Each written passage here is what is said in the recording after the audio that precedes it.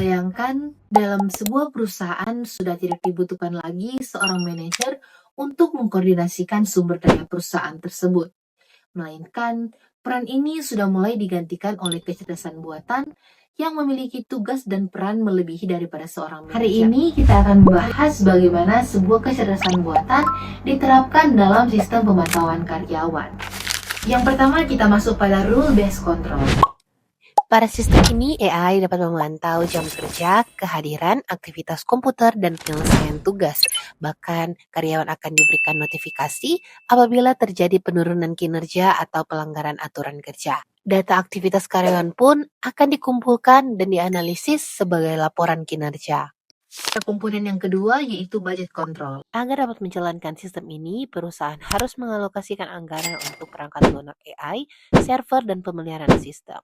Penggunaan AI juga bertujuan untuk mengurangi biaya pengawasan manual oleh supervisor. Pada komponen yang ketiga yaitu evaluation control. Penilaian performa karyawan dalam perusahaan dilakukan melalui jumlah tugas yang diselesaikan, kecepatan dan kualitas dari pekerjaan yang dihasilkan oleh karyawan, tingkat kehadiran apakah ada keterlambatan, dan ketepatan waktu.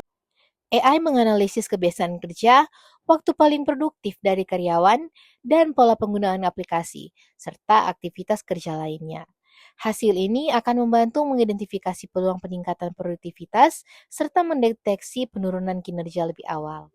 Semua data kinerja karyawan ditampilkan dalam dashboard yang diperbarui secara real time. Keempat, insentif control. Karyawan nantinya akan mendapatkan reward dan punishment. Rewardnya yaitu berupa bonus, promosi jabatan, penghargaan karyawan terbaik, dan kesempatan pelatihan serta pengembangan karir.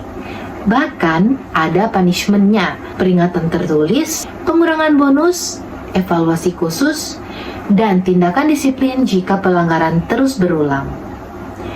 Data dari AI ini pun menjadi dasar untuk menentukan penghargaan dan sanksi kepada karyawan. Kita masuk pada komponen yang kelima, yaitu ethical issue. Tentunya sistem ini terlalu mengontrol manusia, karena karyawan dapat merasa tidak percaya diri, saling tidak punya percaya, dan tidak leluasa dalam mengerjakan pekerjaannya. Lingkungan kerja seperti ini membuat semua karyawan menjadi lebih kompetitif lagi, karena semua aktivitas diukur dan dibandingkan.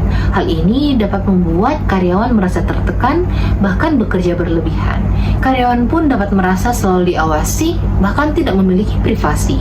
AI pun dapat menilai karyawan secara tidak adil karena algoritma yang digunakan tidak sempurna. Adapun privacy issue di mana data pribadi dan aktivitas karyawan dapat disalahgunakan akibat pengelolaan yang tidak baik. Bisa kita lihat sistem ini terlalu mengontrol manusia, dan apabila pengawasan dilakukan secara berlebihan, maka tidak akan ada lagi kesejahteraan dan privasi dari karyawan. Kita masuk pada komponen yang terakhir, yaitu recommendation. Di mana sistem kontrol dapat diperbaiki.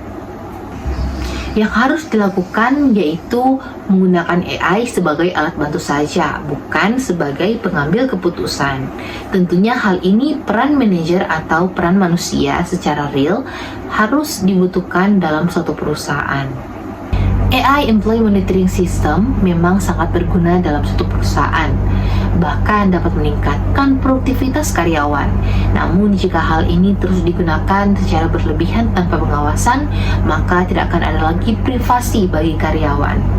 Oleh karena itu, perusahaan harus menerapkan sistem yang transparan, adil, dan tentunya menghormati hak karyawan untuk mendapatkan kesejahteraan. Kecerdasan buatan memang diciptakan untuk membantu manusia, namun bukan untuk menggantikan manusia. Oleh karena itu, kita harus lebih lagi untuk mengembangkan kemampuan, kreativitas, dan memiliki pemikiran kritis agar kita tetap menjadi pihak yang mengendalikan teknologi, bukan menjadi pihak yang dikendalikan oleh teknologi. Sekian tugas final project dari saya. Terima kasih dan mohon maaf jika ada salah kata. Di mana data karyawan dan kinerja karyawan dapat disalahgunakan jika tidak digunakan aktivitas karyawan. Manajer untuk mengkoordinasikan sumber daya perusahaan, melainkan untuk mencapai produktivitas. Saat ini banyak sekali untuk mencapai